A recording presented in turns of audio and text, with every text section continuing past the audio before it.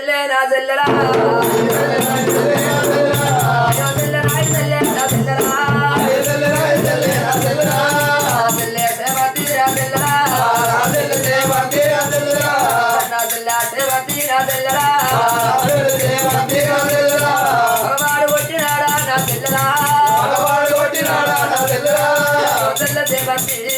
మగవాడు కొట్టిండా పాలివాడు కొట్టిండా నా తల్లే